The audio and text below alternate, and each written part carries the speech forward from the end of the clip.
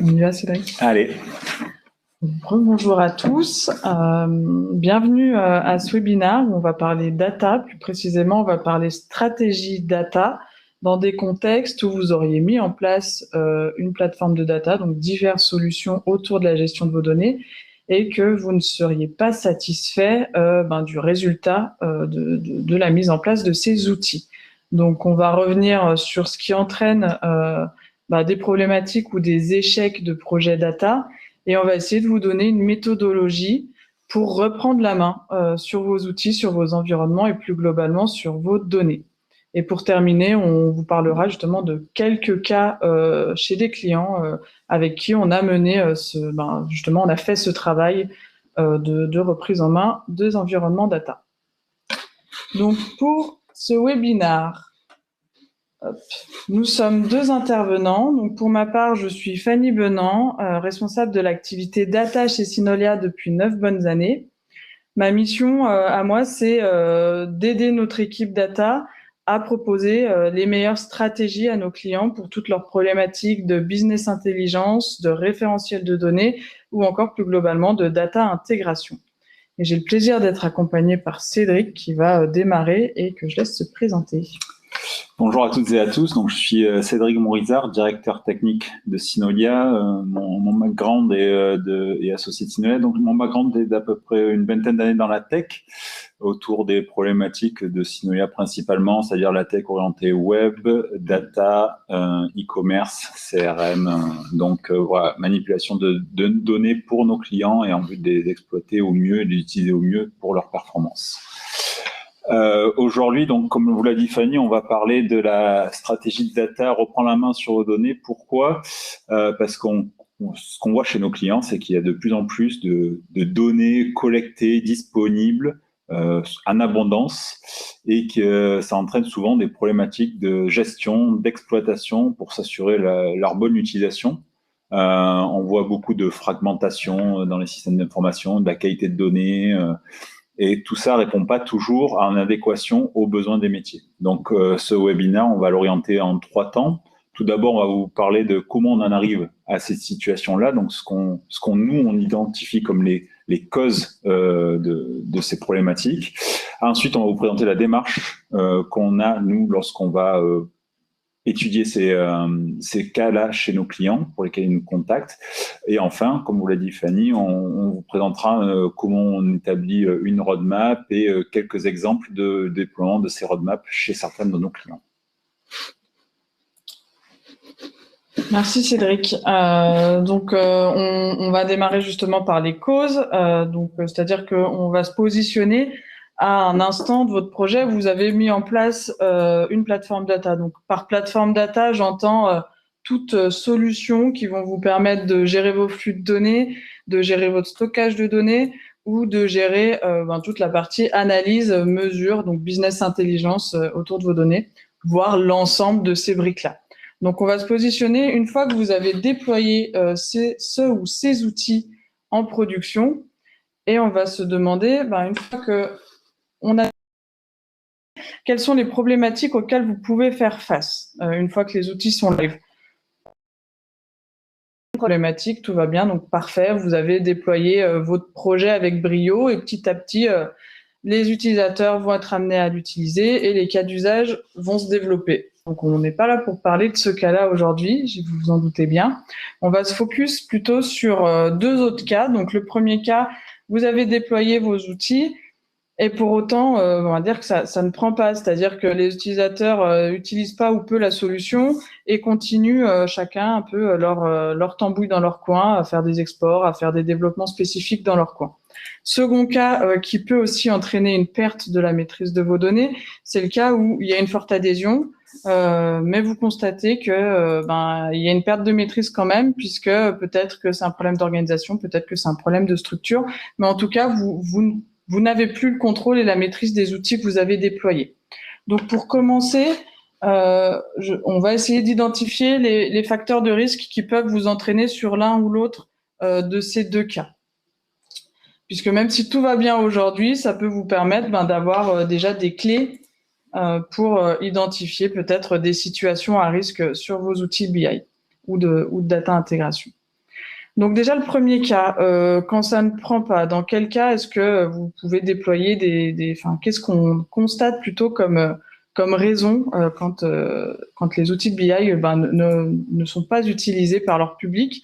Le premier cas, et celui-ci, il est dur à contrer hein, et à éviter, c'est le départ des sponsors à un moment clé du projet. C'est-à-dire le moment clé, en général, ça va être soit juste avant le déploiement, soit juste après. Et les sponsors des projets, c'est eux qui ont pour but d'aller chercher l'adhésion des utilisateurs, de les accompagner sur l'onboarding. Donc, s'ils vous quittent à ce moment-là, forcément, derrière, les utilisateurs ne sauront pas utiliser la plateforme, ne sauront pas à quoi elle sert et du coup ne l'utiliseront pas.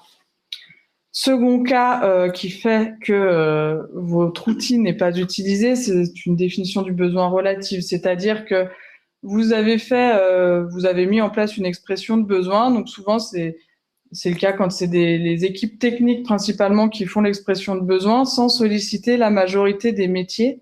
Et du coup, même si on pense fortement maîtriser les problématiques, il s'avère qu'une fois que l'outil est en live, est en prod, finalement, on se rend compte que on n'a pas répondu aux principales problématiques des utilisateurs qui forcément n'iront pas l'utiliser.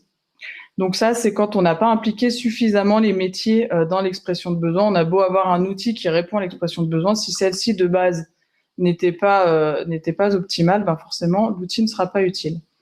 Deuxième cas, toujours un peu sur cette partie expression de besoin, c'est le manque d'un lexique commun. C'est-à-dire que là, vous avez bien fait la démarche d'impliquer les bonnes personnes, mais un peu en silo. C'est-à-dire qu'il n'y a pas eu de démarche plus loin pour aller consolider les définitions, les lexiques, etc. Et vous avez publié des outils qui vont avoir des référentiels de données, par exemple, ou des indicateurs qui vont avoir un certain dialecte et qui ne parlera pas à la majorité de vos utilisateurs. Et dans ce cas-là, on va avoir des utilisateurs qui vont nous dire qu'ils ne trouvent pas ce qu'ils cherchent ou qu'il y a un manque de fiabilité sur la donnée simplement parce qu'il y a un manque de maîtrise des règles de gestion. Et du coup, pareil, ils ne s'y connecteront pas, ils vont se contenter d'autres accès à la donnée. Dernier point, moins organisationnel, moins fonctionnel, un point technique. Cette fois-ci, pendant la mise en œuvre du projet, par exemple, il peut arriver qu'on ait des imprévus, des choses qui n'ont pas été pensées lors de la conception et qui ont entraîné la mise en place d'un outil avec des fonctionnalités un peu dégradées. Et des fois, ce mode dégradé est tellement light qu'il ne va pas répondre aux problématiques des utilisateurs qui, du coup, de la même manière, n'utiliseront pas la solution. Donc là, on est vraiment sur une perte de contrôle du fait qu'il y a eu des efforts sur un projet pour derrière peu d'adhésion des utilisateurs. Donc on va voir par la suite comment remédier à ça. Et le second cas, à l'opposé, je dirais, où là, vous avez une forte adhésion, mais pour autant, vous allez perdre le contrôle pour des raisons de performance, d'organisation, etc. Là, les facteurs de risque de cette perte de contrôle, ça va être plutôt, encore une fois, sur des départs de ressources. On va voir globalement sur ce webinaire que la partie humaine et organisationnelle est très importante dans ces projets data. Donc là, c'est le départ des techniques, c'est-à-dire que vous avez déployé un outil, il est fortement utilisé par tout le monde, mais pas de chance, les ressources techniques clés partent ou prennent d'autres responsabilités. Et du coup, on a une dette technique qui se crée sur la solution, si bien que on va avoir des difficultés à la faire évoluer, à faire appliquer des correctifs sur les modèles, sur les flux, etc. Et du coup, les utilisateurs, petit à petit, remettront en question ce qu'ils consultent et n'iront peut-être plus apporter la même confiance à la solution. Un autre cas technique qui peut être provoqué par cette adhésion très rapide, c'est le fait que vous avez pensé un socle à la base qui était sur un cas d'usage avec son nombre d'utilisateurs, sa volumétrie de données, et qu'en fait, en ajoutant plusieurs briques, il s'avère que la conception peut-être à la base n'était pas adaptée à ces volumétries, ce qui va peut-être provoquer des soucis de performance. Donc ça, c'était pour les cas techniques. Et ensuite, on a d'autres cas, donc la partie gouvernance, qui est vraiment centrale sur ces projets, où là, ça va être encore savoir identifier la personne à qui remonter ses besoins, savoir identifier la personne qui a une vision d'ensemble de ce qui peut être possible sur cette plateforme de data. Et si vous n'avez pas ce pôle ou ce qu'on appelle ce data owner qui a été nommé, derrière, vous allez être souvent subir, par exemple, des problèmes de bonnes pratiques ou des choses qui seront doublonnées dans différents aspects de votre environnement. Donc ça, c'est les problématiques de gouvernance qui vont aussi entraîner des problèmes de qualité de la donnée. Et dernier point qui peut arriver, c'est un cas plutôt lorsque vous allez faire des croissances externes, par exemple, intégrer d'autres sociétés à la vôtre et du coup forcément dupliquer les applications sans avoir pensé en amont à la manière de les intégrer à votre plateforme data. Ce qui fait que vous allez soit jamais réussir à avoir une vision consolidée de l'ensemble de vos données, ce qui sera très problématique, ou alors avoir cette vision-là, mais en ayant complexifié fortement votre socle, votre base applicative data, et du coup perdre du contrôle également d'un point de vue plutôt technique cette fois-ci. Donc voilà pour les facteurs de risque qui peuvent entraîner du coup une perte de contrôle. Et maintenant, je vais donner la main à Cédric pour savoir ce qu'on fait par la suite. Exactement. Donc effectivement, comme vous l'a dit Fanny, maintenant on sait pourquoi on en arrive là. L'idée, c'est de se dire qu'est-ce qu'on peut mettre en place pour faire un état des lieux concret par rapport à cette problématique-là et pour se donner une roadmap de sortie et d'amélioration parce qu'on considère qu'on est en sous-performance ou en sous-exploitation par rapport à ces données qu'on a. Notre méthodologie, elle est très claire, elle s'articule autour de 3 dimensions, une dimension fonctionnelle, une dimension technique, une dimension organisationnelle. C'est ce qu'on va voir maintenant dans les slides qui arrivent et que je vais vous présenter. L'idée, c'est de comprendre comment poser les bases d'une bonne gestion de données efficace et pérenne et en se posant des bonnes questions. Aujourd'hui, souvent on dit, est-ce que les équipes utilisent les mêmes termes pour désigner des indicateurs clés? Est-ce que les flux de données sont bien alignés avec les besoins métiers? Voilà, ces 3 pans d'audit-là, c'est ce qui nous aide à répondre à ces questions qu'on considère essentielles de notre côté. Donc, tout d'abord, on commence par un audit fonctionnel. Ce qu'on appelle un audit fonctionnel, c'est avant de modifier les données ou les outils, de se dire, tiens, il faut vite que j'adapte des choses. D'abord, faisons un état des lieux et savoir comment les données et les outils sont utilisés aujourd'hui sur le terrain comme au niveau stratégique. Donc, c'est vraiment ce genre de choses-là qu'on va faire. On va commencer par dialoguer directement avec les équipes opérationnelles. On parle bien des équipes opérationnelles à travers d'ateliers et d'interviews. Ces échanges ont double objectif, comprendre ce qui fonctionne bien, parce qu'il y a forcément des choses qui fonctionnent bien, mais aussi mettre en lumière les points bloquants ou inefficaces. C'est pas rare qu'à ces moments-là, dans ces ateliers-là, on va se retrouver avec des personnes qui disent, moi, je fais un copier-coller de telle information dans tel outil vers tel outil. Ou bien, moi, je manipule, je fais des extractions et après, je travaille sous Excel pour recouper les informations. Donc, de suite, là, on arrive à mettre en avant des problématiques de manque d'accès à des outils, de frein à l'efficacité, de manque de synchronisation entre les outils, des points comme ceci. L'autre point aussi important dans cette démarche, c'est bien de différencier les besoins des équipes opérationnelles des équipes de direction. C'est pour ça qu'on mène les ateliers de manière disjointe pour laisser avoir une parole vraiment ouverte et libérée par rapport à ça. Un exemple concret, dans une entreprise avec une activité logistique comme de la préparation de commandes, par exemple, on peut avoir une direction logistique qui souhaite accéder à des tableaux de bord qui agrègent les indicateurs globaux comme le taux de rotation des stocks, les respects des délais de livraison. A contrario, quelqu'un qui est sur la chaîne de production, ce qu'elle a besoin de savoir, cette personne-là, elle, c'est plutôt sur en temps réel les commandes en attente, les ressources disponibles pour préparer les commandes, et ainsi de suite. Donc, lorsque les deux besoins ne sont clairement pas identifiés, on arrive à des indicateurs ou des intégrations qui sont mis en place, mais qui ne satisfont ni l'un ni l'autre, donc ni l'opérationnel ni la direction. Et donc, ça devient une source de frustration permanente pour toutes les équipes. Donc ça, c'est la première partie. Une fois les besoins, donc là, on recueille les besoins métiers et les besoins des utilisateurs identifiés. Une fois que ça s'est fait, on rentre dans l'analyse en profondeur du système d'information pour comprendre ce qui se passe réellement. Donc là, qu'est-ce qu'on fait? On fait un audit technique. L'audit technique a pour objectif de dresser une cartographie claire des données disponibles et des flux entre les différents outils qui sont déjà présents. on cherche à répondre à des questions du genre quelle application est responsable ou maître de telle donnée métier, quelle application est responsable de la donnée client, quelle application est responsable de la donnée fournisseur, de la donnée produit, quel est l'état de la qualité de la donnée dans ces systèmes. Est-ce que vous considérez qu'il y a beaucoup de doublons, beaucoup de données qui ne sont pas complètes, pas à jour?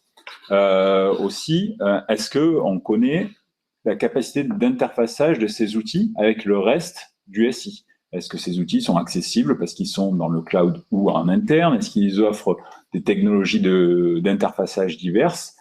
L'idée, c'est de mener ces chantiers à la fois avec l'équipe IT pour obtenir une vision technique, mais aussi avec les responsables applicatifs de chacun des outils. En effet, c'est ces derniers-là qui vont aller paramétrer l'application et vont être responsables de leur propre outil et pouvant peut-être mettre en place des règles de blocage dans les écrans de saisie, et installer des add-ons pour synchroniser facilement avec d'autres outils. Donc, et vont pas forcément toujours le faire en échangeant avec les équipes infrastructure. Et donc, l'idée, c'est vraiment aussi de parler à ces deux équipes-là lors de ces ateliers techniques.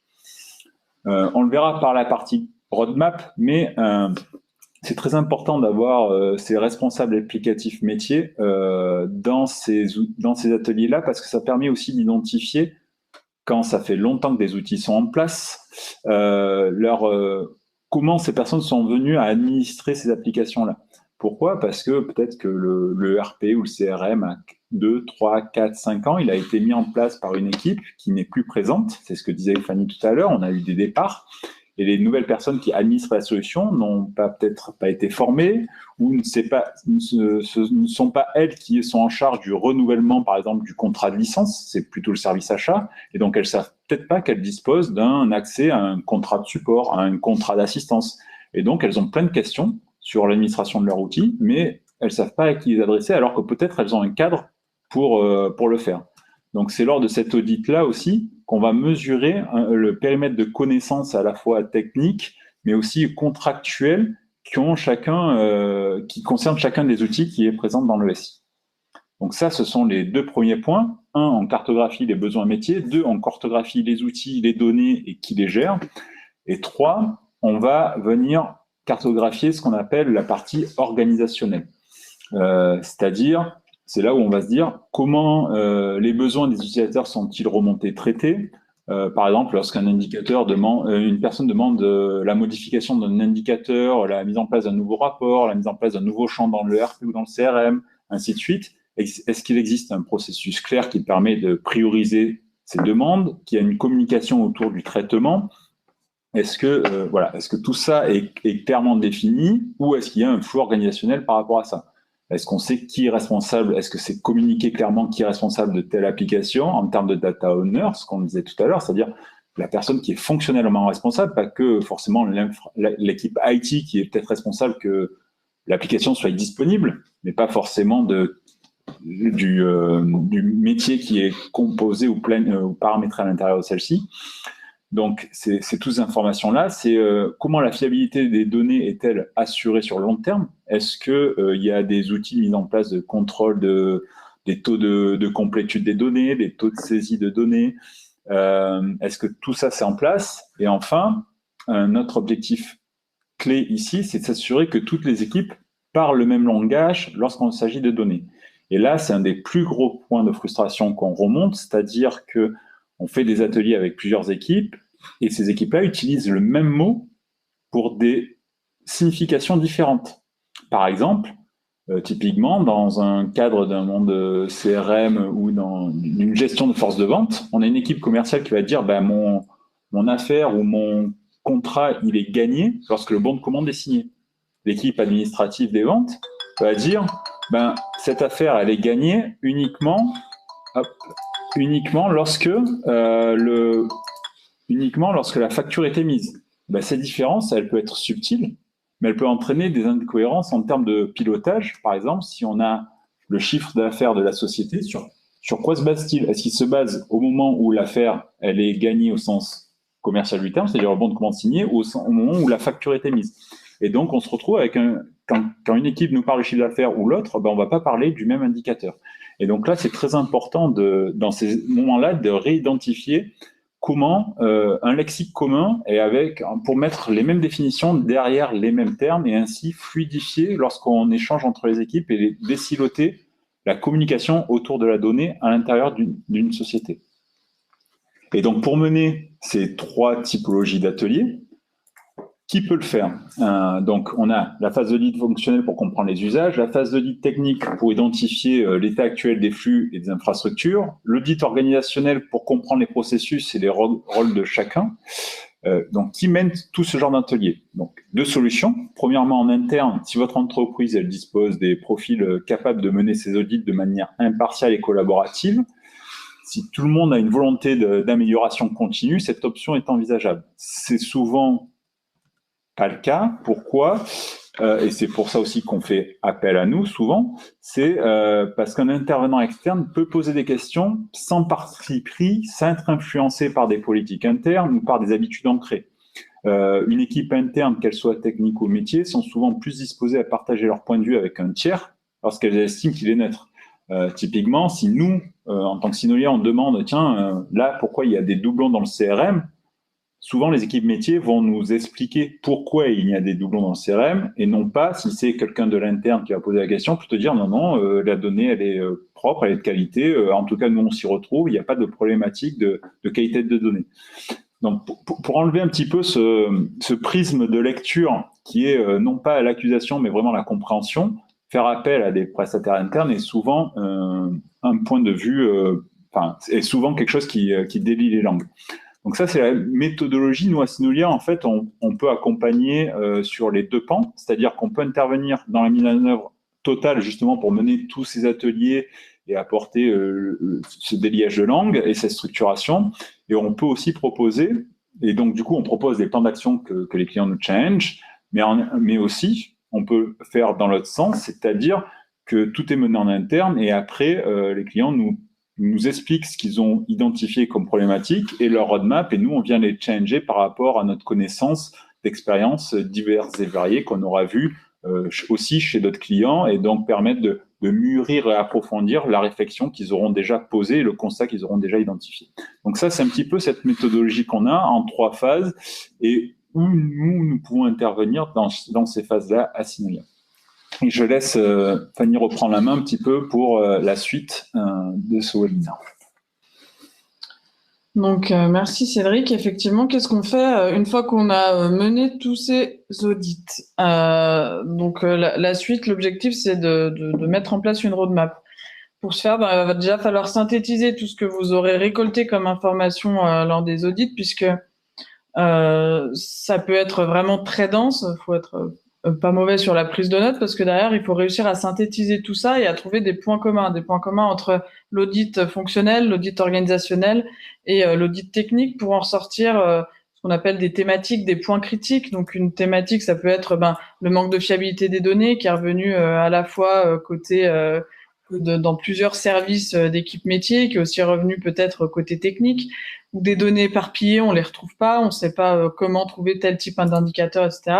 Des problématiques de sécurité qui, cette fois-ci, sont souvent plutôt à l'initiative des ateliers techniques, de la performance, des problématiques pour faire évoluer, pour maintenir tout ça, etc. Donc, l'objectif déjà, ça va être de regrouper tout ce qu'on vous a remonté par thématique, donc de faire preuve d'un esprit de synthèse, et sur ces thématiques, de savoir aller positionner des priorités.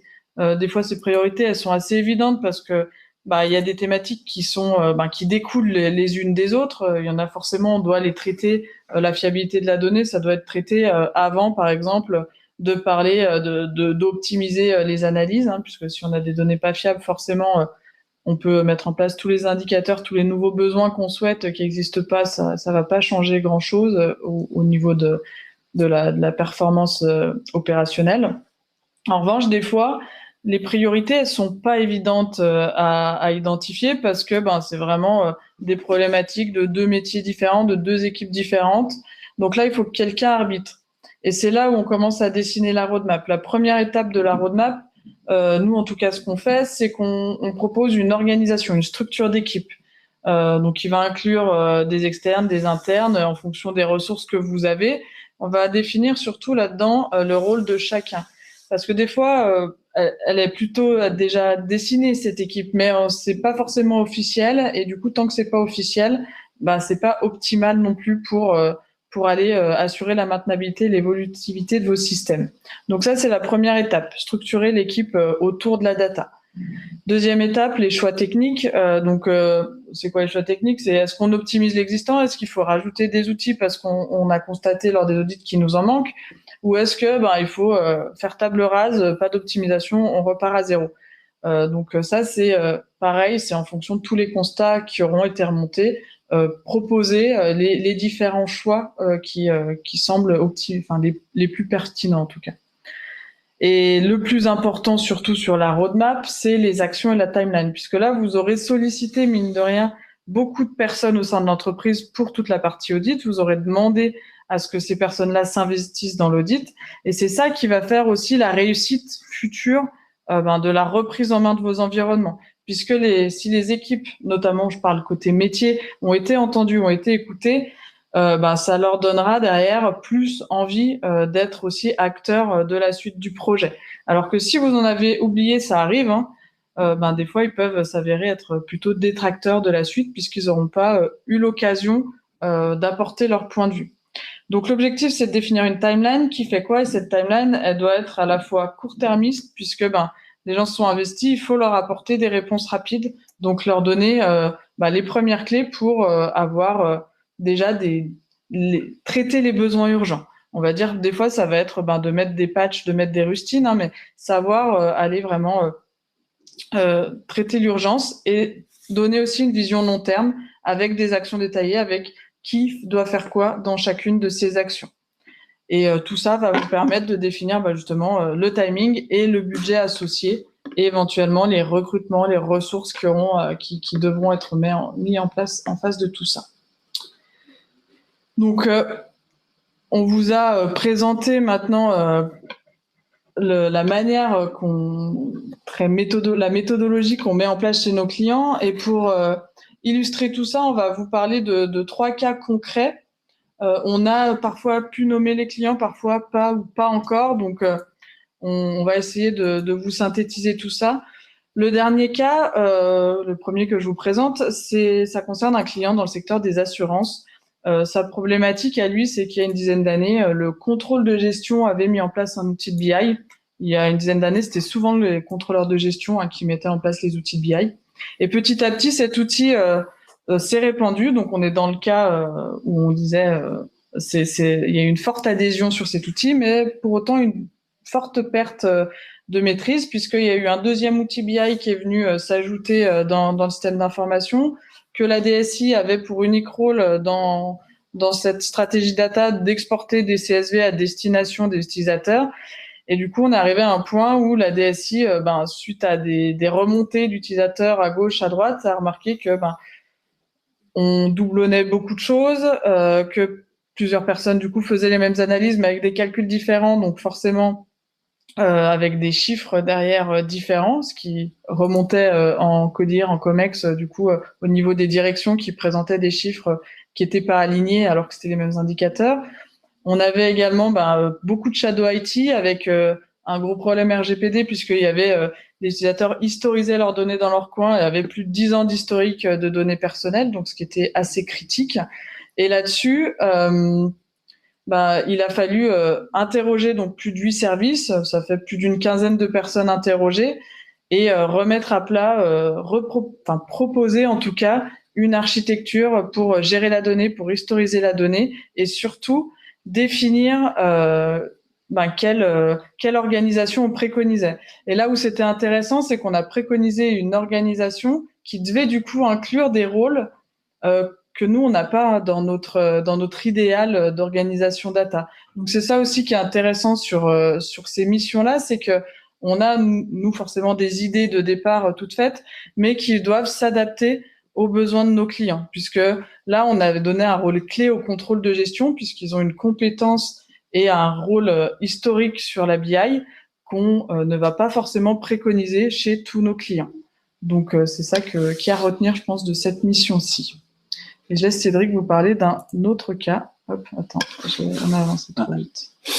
Deuxième cas qu'on peut citer cette fois, Savoir Plus, qui est une coopérative qui spécialisée dans la distribution de fournitures scolaires à destination des établissements scolaires, mais aussi des associations de parents d'élèves ou des parents d'élèves tout simplement, et qui a eu un gros projet de transformation digitale ambitieuse. Et donc, on est vraiment dans ce cadre de croissance d'entreprise qui incluait des changements d'outils de l'ERP, mais aussi la mise en place de nouveaux outils, des nouveaux canaux de vente, comme les sites e-commerce dédiés B2B, par exemple, ou des pratiques, de nouvelles briques applicatives telles qu'un CRM. Cette transformation nécessitait une stratégie d'intégration de données pour orchestrer tous ces échanges.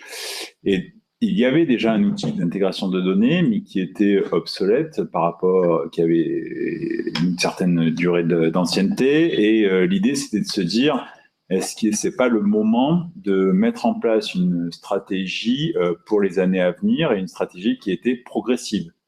Donc, notre mission a consisté à diagnostiquer les différents systèmes, dans le système d'information, les différentes applications existantes, donc par la cartographie, c'est ce que je vous expliquais tout à l'heure, mais une cartographie en 3 temps, c'est-à-dire qu'est-ce qui est présent aujourd'hui dans le SI, qu'est-ce qui va être présent à terme, et qu'est-ce qui va être présent en transition, c'est-à-dire entre aujourd'hui et le point final, parce que on s'est rendu compte qu'il pouvait y avoir des applications qui vont couvrir, 2 applications qui vont couvrir le même scope pendant une phase de migration d'architecture SI. Par exemple, avant que l'ancien ERP soit éteint, ça va pas être du jour au lendemain, ça va pas être un on-off, donc il va falloir potentiellement alimenter 2 ERP en même temps. La même chose par rapport à des sites e-commerce, en attendant que l'un soit éteint complètement et qu'il soit tout migré vers l'autre, il va y avoir encore des grilles fonctionnelles, donc on va avoir 2 socles de données potentiellement alimentés. Donc l'idée, ça a été de dire quelle est l'architecture cible des flux de données et quelle solution mettre en place pour connecter et décommissionner les outils un à un de manière fluide. Donc nous, là, à ce moment-là, on a opté pour une approche qu'on appelle ESB, qu'on a déployée au travers de la plateforme Blueway. Et aujourd'hui, le client a une stabilité sur ses flux. On est en train de décommissionner l'ancien outil de data intégration dans lequel il reste plus que quelques flux. Et on a réussi à faire des alimentations de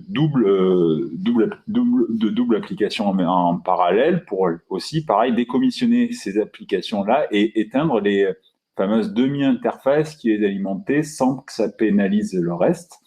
Et donc, on accompagne le client dans sa prise en main en toute autonomie de la solution d'intégration de données afin qu'il puisse gérer et adapter ses flux par rapport à ses évolutions futures dans son système d'information. Et dernier cas, concernant un cas client dans le secteur de la grande distribution, celui-ci devrait bientôt être en ligne sur notre site, donc n'hésitez pas à aller le regarder prochainement. Ici, on était encore dans un contexte de business intelligence. Là, le problématique était vraiment liée à problématique d'organisation et à de nombreux départs. Donc, comme on le disait, pour le coup, c'est un outil qui avait bien pris puisqu'il y avait énormément de choses qui avaient été déployées. Mais cependant, les techniques qui avaient mis en place tout ça étaient parties. Il y a certainement eu un turnover important, la DSI a changé, certains responsables de service ont changé, et du coup il y avait beaucoup trop de choses. Techniquement, personne n'osait toucher à la plateforme pour modifier quoi que ce soit, et fonctionnellement, il y avait trop de choses, et du coup on savait qu'il y avait des données, mais on savait pas sur quel tableau de bord, sur quel indicateur allait se baser. Et il manquait aussi beaucoup de choses, mais bref. En soi, ce qui remontait dans les interviews, c'était un manque de confiance en la donnée, qui était en fait plutôt un manque de maîtrise, et également une frustration des utilisateurs qui ne savaient pas vers qui se tourner ou qui ne se tournaient vers personne pour leurs nouvelles demandes et qui du coup se débrouillaient dans leur coin avec Excel. Donc là, la préconisation qu'on a faite, ça a vraiment été de structurer une équipe data, de définir les profils et de définir également toute une approche data platform au-delà déjà de cette première brique BI, d'aller un peu au-delà pour consolider toute la partie mise à disposition des données qui était assez chaotique. Et dans tout ça, je parlais tout à l'heure d'action court terme. Pour le coup, là, il y avait vraiment une urgence à court terme puisque pendant l'audit, les dernières ressources techniques qui connaissaient la plateforme étaient en train de quitter la société. Donc, il y avait vraiment un besoin court terme de reprendre la main sur l'environnement. C'est pour ça que les premières actions étaient plutôt d'avoir un intégrateur qui reprenne en main la plateforme, qui crée un glossaire technique pour donner la visibilité de tout ce qui est en place et par la suite d'avoir une phase de rationalisation, d'uniformisation, tout en ayant une vision long terme de mise en place d'une data plateforme avec toutes les briques qui vont bien. Donc voilà pour ces missions qu'on a menées. Et pour finir, on souhaitait quand même vous dire quelques mots de Synolia pour ceux qui ne nous connaîtraient pas encore, pour vous expliquer qu'on fait d'autres choses également que ces audits data et comment est-ce qu'ils sont intégrés dans nos missions globales. Donc, nous sommes un groupe présent en France et à l'international. Notre siège est à Lyon. Aujourd'hui, on est plus de 160 à travailler pour nos 300 clients qui sont des moyens, des grands comptes. Dans différents secteurs, on s'adapte vraiment aux problématiques de nos clients. Et en 2024, nous avons réalisé 17 millions d'euros de chiffre d'affaires jusqu'à maintenant. Notre mission à nous, c'est de déployer une plateforme digitale chez nos clients qui est constituée de différentes briques en fonction de leur récit, en fonction de leurs besoins, de leurs problématiques. Donc, on s'appuie pour ça sur des solutions de nos partenaires et on va faire communiquer les briques qu'on déploie entre elles et aussi avec le SI de nos clients. Donc, ces briques, ça peut être des problématiques, des solutions, CRM, e-commerce, PIM, DAM, relations clients collaboratifs et bien sûr, business intelligence, data intégration, référentiel de données par rapport à toutes les problématiques dont on parlait aujourd'hui. Pour choisir les bonnes briques, pour mettre en place et choisir les bonnes briques, nous proposons différents services. Donc aujourd'hui, on vous a surtout parlé des deux premiers services de cette liste, à savoir l'audit et le conseil. Mais par la suite, on accompagne nos clients dans la mise en œuvre globale de leur projet. Donc du développement, paramétrage jusqu'au support, assistance et à la formation des équipes si besoin est. Donc n'hésitez pas à vous connecter à notre site pour en savoir plus sur nos différentes expertises et les différents projets qu'on est capable de mener. Maintenant, si vous le souhaitez, on est dans les temps, on va pouvoir passer aux questions si vous en avez. Donc n'hésitez pas à nous les poser dans le chat. Ça peut être des questions concernant toute cette mission d'audit ou aussi des éléments concernant vos problématiques actuelles sur lesquelles on va pouvoir échanger.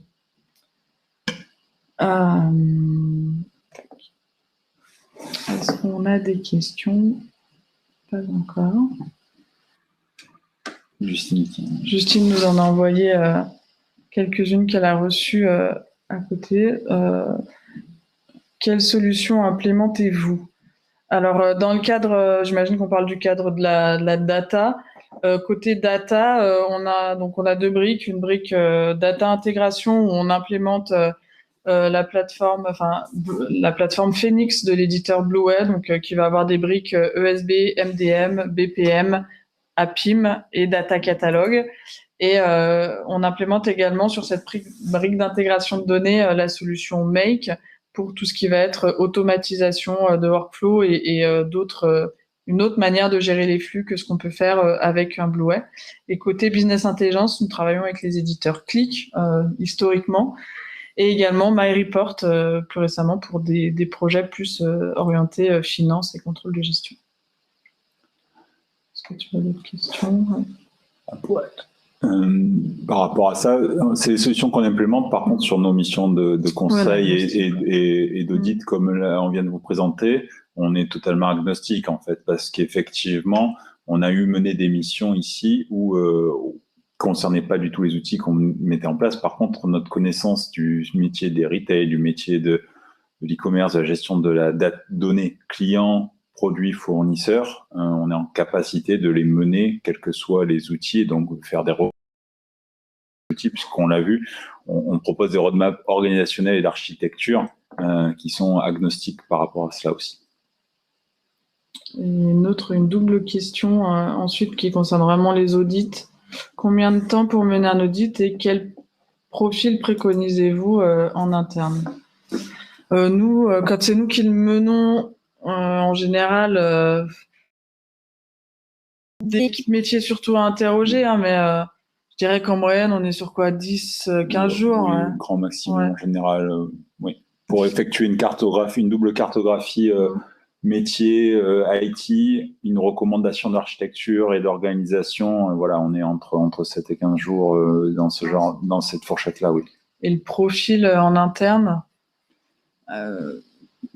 c'est dur à dire, mais en fait, quelqu'un qui est pas trop partie prenante, donc souvent qui est peut-être profil chef de projet à la DSI, peut-être chef de projet digital. C'est vraiment une personne qui est ouverte à poser des questions de compréhension et non pas quelque part de remise en question, justement pour démontrer que la personne n'est pas là pour à la fin, quoi que vous nous dites, on ne changera pas parce que ce qu'on a en place est correct, et ainsi de suite. C'est vraiment dire, on a une problématique et on essaie de la résoudre tous ensemble. Donc, c'est vraiment cette capacité à mener des ateliers de manière constructive et avancer, pas se concentrer sur des détails, pas chercher à résoudre les problématiques pendant ces ateliers-là, mais bien prendre en compte, se dire, OK, on émet les besoins et les contraintes, on n'est pas encore en recherche de solutions. Et donc, c'est vraiment cette capacité à driver les ateliers par ce prisme-là. Très bien. Ça va plus les décisions, mais on en a déjà parlé quand tu présentais le cas. Oui. Je crois qu'on a fait le tour des questions qui ont été posées. Je ne sais pas si on avait d'autres. En attendant que si des dernières questions arrivent, si vous souhaitez nous contacter, Cédric ou moi, n'hésitez pas. Vous avez ici nos coordonnées mail, le numéro de téléphone de Synolia. On va sur le standard, mais n'hésitez pas à demander, à échanger avec nous suite à ce webinaire.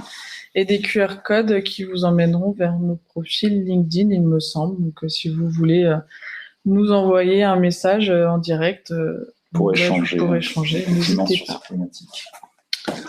Ce sera avec plaisir. Merci à tous et à toutes pour votre attention et votre participation. Et peut-être à bientôt. Alors. Bonne journée à tous. Au revoir.